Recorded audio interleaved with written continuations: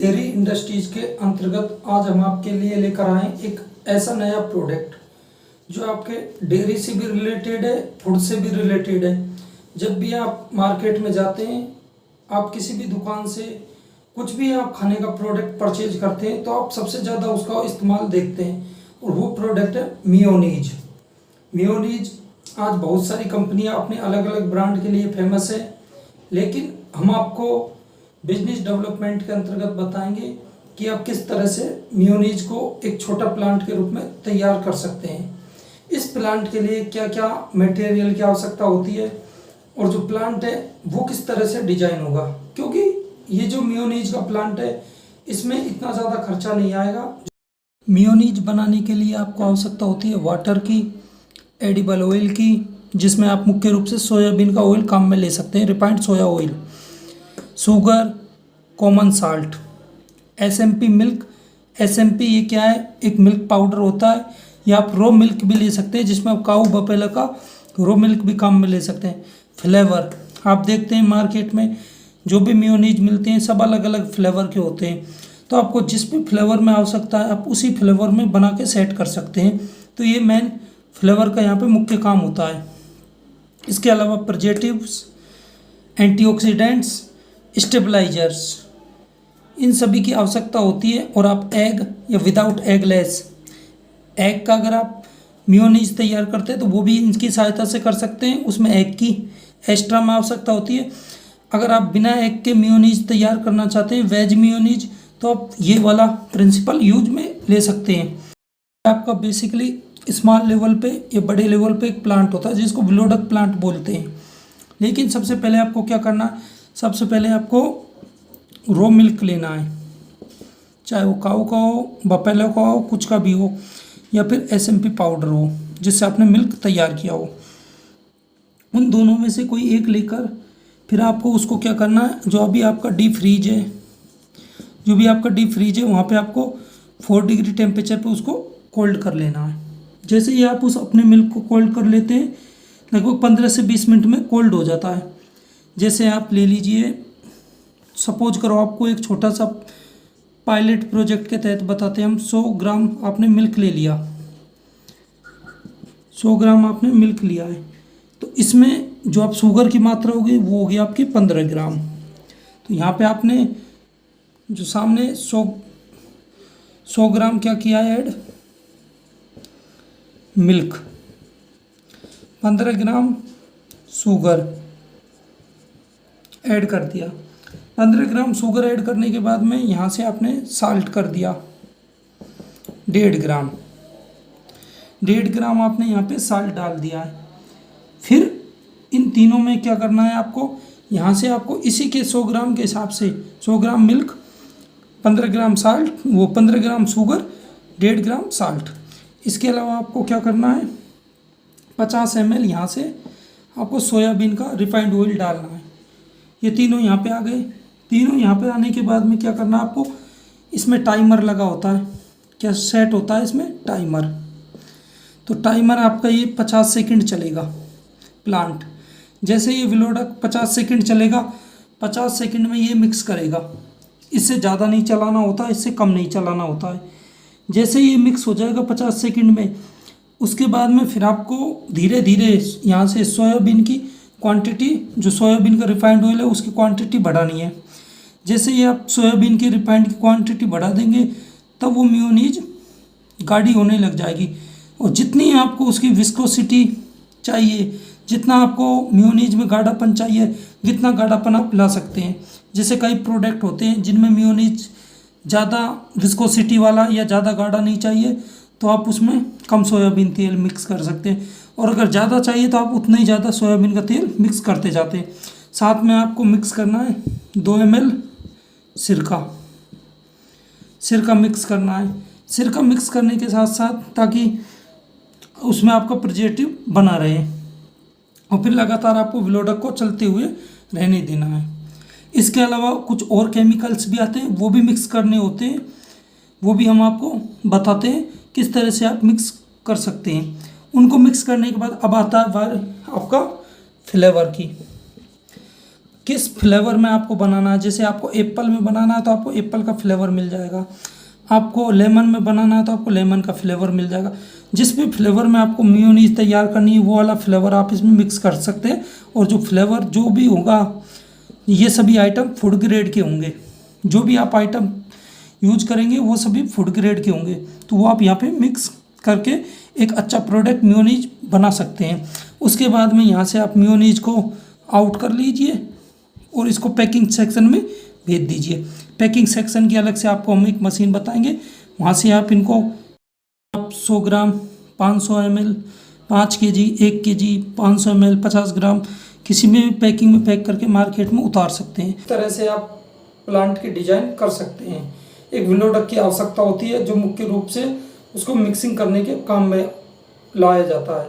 साथ में उसमें अलग अलग तरीके से डालने की और उसका टेम्परेचर क्या है, पीएच क्या है, उन सभी वैल्यू को निकालने के लिए उस प्लांट में एडजस्ट करना होता है। इसके लिए साथ में जो रॉ मटेरियल है वो आपका मुख्य रूप से वाटर हो गया, एडिबल ऑयल में भी soybean oil, sugar, common salt, milk solid जिसमें एसएमपी या फिर आप रॉ मिल्क जिसमें काऊ, बफेलो, गोट या किसी का भी आप मिल्क काम में ले सकते हैं।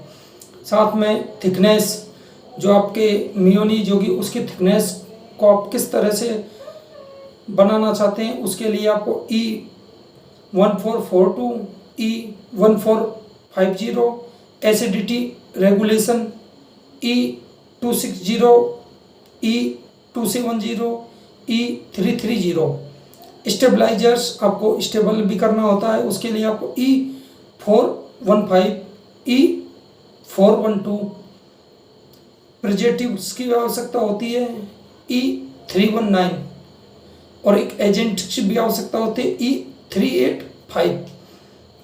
साथ में जो भी आप यूज में लेंगे सभी आइटम आप फूड ग्रेड का यूज में लेना है, कोई भी आपको विदाउट फूड ग्रेड यूज में नहीं लेना है। बात करते हैं फ्लेवर की।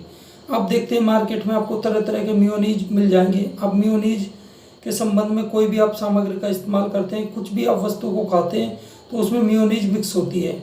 मेयोनीज में एक अच्छा फ्लेवर देने के लिए एप्पल का भी फ्लेवर आप ले सकते हैं, पाइनएप्पल का भी ले सकते हैं, आप लेमन का भी ले सकते हैं। आप कोई भी फ्लेवर आप जो भी आपको पसंद हो फूड ग्रेड का वो फ्लेवर आप यूज में ले सकते हैं। तो ये सामग्रियों की आवश्यकता होती है और इस बिज़नेस को शुरू करने में जो लागत है वो आपकी 3 से 5 लाख के बीच की लागत लगती है। उसके बाद में जो मेयोनीज है उसकी जो क्वालिटी पे उसकी प्राइस निर्भर करती है। आप अच्छे से अच्छा मेयोनीज बना के मार्केट में सप्लाई कर सकते हैं, अपने नाम से प्रोडक्ट निकलवा सकते हैं। साथ में अब हम आपको जो भी मेन हमने आपको बताया था, thickness, acidity regulation, stabilizer, preservative, antioxidant, ये एजेंट क्या क्या काम आते हैं इनके बारे में हम आपको थोड़ी बहुत जानकारी देते हैं। मेयोनीज के संदर्भ में बेसिक बात करें, INS 415 ये क्या होता है, ये मेयोनीज को गाढ़ा करने के लिए, स्टेबलाइजर करने के लिए, नमी को बांधने के लिए काम में लिया जाता है। INS 1442 मेयोनीज को रंग और चमक प्रदान करने, प्रोडक्ट जो बनता है उसको और भी अधिक गाढ़ापन देने के लिए INS 1442 का इस्तेमाल किया जाता है। एसिडिटी रेगुलेशन, ये तो थे अभी तक हमने आपको स्टेबलाइजर बताए थे, अब है एसिडिटी रेगुलेशन जिसके अंतर्गत INS 260 जिसमें आपको एसिटिक एसिड फूड ग्रेड या विनेगर, सिरका कुछ भी आप नाम दें, जो प्रिजर्वेटिव का काम करता है, जो आपकी सेल्फ लाइफ को साथ में प्रोडक्ट को प्रिजर्वेटिव करने के काम में आता है। इसके अलावा INS 330 साइट्रिक एसिड आप सभी देखते होंगे, डेयरी में सबसे ज़्यादा इसका उपयोग पनीर में किया जाता है, दही में इसका इस्तेमाल किया जाता है। लेकिन यहाँ पे साइट्रिक एसिड क्या काम करता है, वो पीएच को मेंटेन करता है। जो आप प्रोडक्ट बनाएंगे उसमें ये जो आपका प्रोडक्ट का पीएच है वो कम या ज़्यादा हो जाएगा, तो उसको मेंटेन करने के लिए हम INS 330 का इस्तेमाल करते हैं। साथ में जो आपके प्रोडक्ट है उसमें एसिड या बेस दोनों को बदलने पे नियंत्रण करने की कोशिश करता है। मतलब एसिड या बेस में आपस में चेंजिंग तो नहीं हो रहा है, तो उनको कंट्रोल करने का कार्य करता है। प्रिजर्वेटिव के रूप में आप INS 211 सोडियम बेंजोएट नाम से आप जानते होंगे, सोडियम बेंजोएट प्रिजर्वेटिव का क्या उपयोग होता है। सेकंड INS 202 पोटेशियम सोर्बेट ये दोनों क्या करते हैं, इम्प्रूव सेल लाइफ, जो आपका फूड प्रोडक्ट है उसकी सेल्फ लाइफ को इम्प्रूव करते हैं।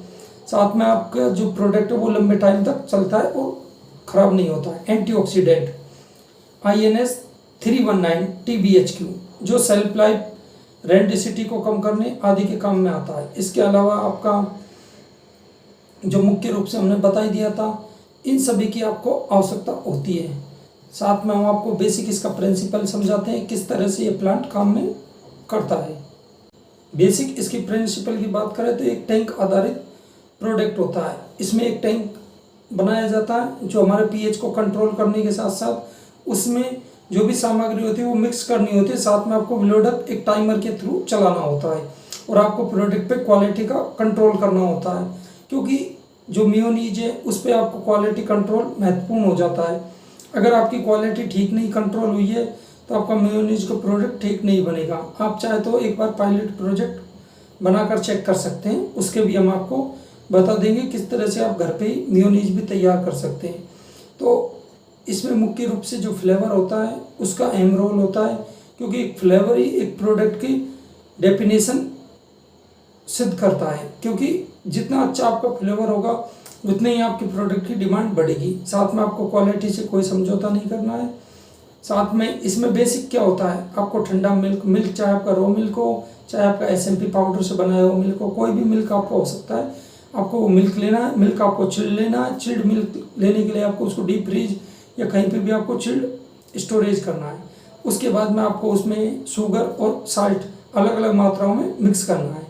मिक्स करने के बाद में फिर आपको उसमें एडिबल ऑयल, जिसमें सोया रिफाइंड ऑयल मिक्स करना है कम मात्रा में और कुछ सेकंड तक उसको चलाना है, जो भी आपका प्लांट का टाइमर होगा। चलाने के बाद में फिर उसमें आपको जो भी आपका प्रिजर्वेटिव है वो आपको मिक्स करना है। साथ में आपको स्टेबलाइजर और भी कई तरह के एसिडिटी रेगुलेशन, प्रिजर्वेटिव्स, एंटीऑक्सीडेंट, ये टाइम पे थिकनेस, जो आपका E1442 E1450 ये भी मिक्स करने हैं। इनका अलग अलग टाइम होता है मिक्स करने का। ये सभी मिक्स करने के बाद में आपको जो सोया ऑयल है या फिर आपका कोई भी एडिबल ऑयल है वो आपको मिक्स करते हुए जाना है। जैसे जैसे आप जाएंगे तो एक ऐसा टाइम आ जाएगा जहाँ पे आपका प्रोडक्ट तैयार हो जाता है। जो भी आपको विस्कोसिटी चाहिए, जितना आपको गाढ़ापन चाहिए आप रख दीजिए और अपने प्रोडक्ट को एक बार लेबोरेटरी में अच्छे से टेस्ट करा लीजिए। आप उसका सेल्फ लाइफ चेक कीजिए और FSSAI के अकॉर्डिंग आप उस पर काम कीजिए। उसमें जो भी आप यूज मिलेंगे वो आप फूड ग्रेड का यूज मिलेंगे।